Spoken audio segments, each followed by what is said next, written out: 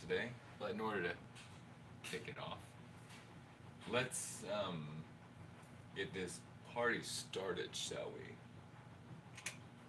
Today's record is on display right here from Whoop, and that was not what I wanted to happen. Oh no, I should have been watching it. There we go. New York Philharmonic. If you can just look that up later and reverse image that if you want. That's kind of loud. So I just want a little bit in the background. So instead of doing the painting stream today, since I've already completed the painting I was hoping to do this week, I did it all in one stream yesterday. I decided, you know what, let's do a little bit of art discussion. So, got a little fireside chat going. I should break out my FDR smile. Fireside chat. Bring back the 40s. Got the Victrola going, listen to classical music. But, today I wanted to talk about this painting. The Alien Truth, as I call it. And so the inspiration, if you didn't watch the live stream from yesterday, you might want to go back and I talk a little bit about what this is about. But the inspiration behind this and the idea behind it is a play on the hear no evil, see no evil, speak no evil monkey trio that you may have seen. They even have emojis in your keyboard. If you look in there, you'll see those monkeys. But what, in essence, these three figures are doing is, or is happening to them, this person is bandaged up completely to where he cannot speak and it cannot speak or see. Although you might not be able to see it, but there's a little opening, and it can hear everything that this individual is saying. But this individual can neither see nor hear anything about its environment. It has no real knowledge of what's actually happening to it. All it does is spout what it thinks is happening to it through a priori thinking, and instead of observation and trying to find out what's actually going. This person is hearing everything this person is saying. Whether it's right or wrong, neither of them knows, because neither of them can see.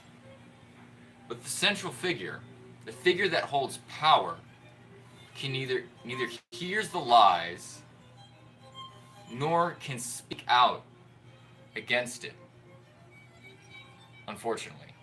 But he can see everything that is going on around it. It knows its environment on a much deeper level than this individual. But this individual knows a little bit about its environment because it can hear. It can hear this individual who knows nothing spouting off whatever theories, but it also can hear a little bit of its environment, so it has an inkling of what's going on. It only has just a tiny taste of its environment, but cannot see anything around it, has no idea any of the obstacles in its path. This individual, the one holding the crook and flail, this mummy, holds the power that these two do not. So it's something that I have thought about in life is there's lots of people who are observers who see quite a lot of what's going on. And they say very, very, very little, if anything. But instead of saying things, their power is in their action, what they do. They become rulers of themselves because they do not need the information from the blind deaf person, the blind deaf leader. And it does not, since it can see that this person is speaking falsehoods, this individual right here is a little worse for the wear. It's a follower because it's blind and also cannot talk back, cannot say, wait, no, that doesn't sound right. It's mute because it bows to the authority of the forked tongue, blind, deaf leader. And so there is an element of silence in the esoteric and occult circles, simply because back in the day, if you believed different, actually, you know what? That's actually very true still. If you believe different and you say that you believe different than the group that you're in, you will be ostracized. Whether they're good people or bad people, you will most likely be ostracized for speaking out difference, especially if you go against the leader. That just is something that happens. But because of that, people that have observed life and seen a lot many times have bandaged their own mouth. They will not say anything, instead will do things to change their environment. They won't try to convince this person that this person's wrong, because this person can't tell the difference. So there's no point in trying to convince him. If you want to change the environment to make it better for this person, you have to do things. You cannot convince them anything. So just forget about trying to gain followers, trying to get people to listen to you. Just do. Because the person that is really needing followers is the blind deaf person. Because they don't know anything about their environment either. At all. Nothing. They can't hear or see, whereas this person can hear. They can at least hear. They don't know anything about what's going on. But they need this person to do what they say in order for them to thrive. Or in order to subsist off of this person. This person doesn't need anyone. You can see the obstacles in the path and can avoid it. So, what does that mean, as a whole? It means, and I'm kind of like, I don't know, a little paradoxical because I am speaking right now about all this, but I'm trying to unbandage my own mouth so I can at least give an opposite something to whatever is going on in the mainstream media. You need to be a lot more keen about what you're observing. You need to have a sense of detachment. Because when you get too attached to your own identity of, this is my beliefs, and I'm not going to change because if something else is, it's the idea of cognitive dissonance. When you try to tell someone that what they hold as their core identity isn't real, they flip the fuck out. Because they can't handle that, because they have attached their identity of who they are on false premises. And so that means if that one thing is false, the rest of it could be false, and that crumbles their foundation, and they break down. And they just can't. So they refuse any outside of information. That's essentially this person. Bandages its own ears and eyes to be blind to the truth. And unfortunately, there's a lot of that these days because it feels good to lie to yourself. It feels good to give yourself a sense of self-superiority. To be like, well, those people do that and they're idiots, but I do it because of yada yada yada reason. It's really easy to do that. It's easy to make excuses for yourself. Everybody makes an excuse for themselves. But when you have a sense of attachment, you're like, whoa, wait a minute. This is wrong, whether it's me doing it, or this is unbeneficial to myself, whether it's me doing it or someone else doing it. Because right or wrong ends up striding the idea of morality and inherent laws set down by a creator, and then religion, all that stuff, and I try to stay well away from that because if you want to believe in your own religion, that is awesome, cool. I would like my information to be helpful regardless of what religion you're in. So, I forgot where I was going. If I'm saying, I really just blanked out for a second. I went too fast, and I'm just looking at the camera, so I'm kind of not, you know, able to focus sometimes because I start just looking at the picture. But anyways, back to the painting. The inspiration behind this was originally supposed to be mummies, just mummies. And as I was painting it, as I was painting the base layer of the gray, I really got the sense of like I would love for this to be, you know, kind of like X-Files themed, because I honestly I love the idea of extraterrestrial life. I think it's a very, very interesting thing. I think it's funny that people are so surprised that there's life outside the universe or whatever, and it's like they're not even fucking blown away by the fact that we evolved. Holy fucking shit, dude. We're calcium frameworked bags of water and blood that carry iron through it and oxygen with a fucking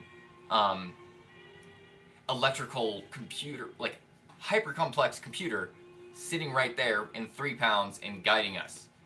That's freaking amazing in itself, whether you believe in aliens or not. That is fucking cool.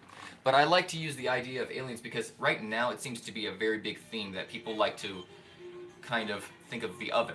You know, it's a very much an othering thing to have an outside force that came to Earth, and then you'd be like, oh, maybe that's all where all our explanations come from. That's where the gods come from. You know, that's where ancient aliens. Maybe they built these structures instead of like thinking of the non-racist view that, oh, maybe so-called primitive people, which is really just a white historian's view on other cultures. You know, maybe they could build it. Oh wow, no. They obviously they weren't smart enough. No, they fucking were. They built that shit. Don't believe ancient aliens. Most of that is fucking garbage. But because it's so popular now, I wanted to use that theme rather than just straight up mummies, which I do love ancient history, and I like, you know, studying Egyptian history specifically and mythology, so I love the idea of mummies. And the middle figure is based on Osiris. The idea of the king that's died and been resurrected in a new land, in a completely new way of being. He now rules the Dua. He's no longer in the regular world that we are. And he lives through his son Horus, which is, you know, there's a whole bunch of things that go on that. I would say if you're interested, definitely check out, man, what is the guy? It's right over here. Ancient Egypt by Toby Wilkinson. It's on my bookshelf. Great book. That is the essence of this. The person that is the observer has died to its sense of self. It is detached from what it wants rather than what is good for itself and the all. So that's the person that has true power. Not the person that doesn't understand anything that's going on, that has no idea to tell what's actually truth or not, and just spouts whatever its opinions are. Or the person that has got a little bit of an inkling of what's going on, but mostly is attentive to this person, the person that speaks half-truths and fantasies. And I think that much of our culture right now is this and this. And there are a few people that so far can see it, that see these two fucking each other over. Because there's lots of media of the news that's just spouting out bullshit. That eventually, you know what? They find out, oh, we were wrong. Oh, I'm sorry. I'm sorry that we lied to you. Instead of like, holy shit, maybe we should have a completely new way of sharing information with the populace. Although the media is not, like television, that stuff's on the decline and most people are on the internet. There's a lot of garbage that's made on like YouTube, especially. If you see YouTube shorts made with the AI stuff and like, ancient aliens did yada yada yada and you can unlock this secret power. There is no fucking shortcut. There is no shortcut. If you want power, if you want self, realization, you have to first learn self-discipline. And you have to learn consistency. Aristotle talks about this in the I can't pronounce. It starts with an N. Something ethics. I can't pronounce it right now because my mind is going too fast. But he also, there's another shorter version that he also talks about the idea of consistency or continence, as he called it. The incontinent person is someone that can't do anything consistently. They try something once and they do it and they like it, but they don't do it for like, another 3 months and they do it once, maybe. That's what's gonna fuck you over. If you can do something every single day, one tiny thing for 5 minutes maybe, you'll do better than most people. So, anyways, back to the pain. This individual is also wrapped up and bound itself. It is not someone that can honestly completely exercise its own power at this point. It is a dead person. It's died to itself and it's detached from the world. But that doesn't mean it won't affect the world in certain ways. But in order to do that, it's going to have to become unwrapped. It's going to have the opening of the mouth ceremony, so to speak. It's going to have to be resurrected. You're going to have to become a new person. And that's really fucking hard to do. The trope of death and resurrection has been around for thousands of years in many different forms. The most recent one that is very popular is the Christian mythos, with Jesus dying and then 3 days later coming out of the grave, resurrected in apotheosis, becoming as a one with God now. But anyways, I am going on many different tangents. Right now, in our culture, we have a lot of these two doing a lot of the work. But we don't have the observers that see what's really going on, speaking truth. Many of the people that see what's going on think that, I don't know anything. Well, yes, none of us really know anything. Socrates was probably one of the first people to realize that. But that doesn't mean that you shouldn't use your observations to speak the truth that you can tell, that you can see. Because this person doesn't know what's going on. It can't see, but it can hear. This person's lying to that person. Or at least, at most, just spouting off useless fantasies. If you're a timid person and you feel that what I think is not relevant, I would like you to take a step back and realize your power. Because you have that sense of, I don't know that much, you are way better than this person. This person thinks they know everything because they've proved it to themselves in their own mind without hearing or seeing, without any observation.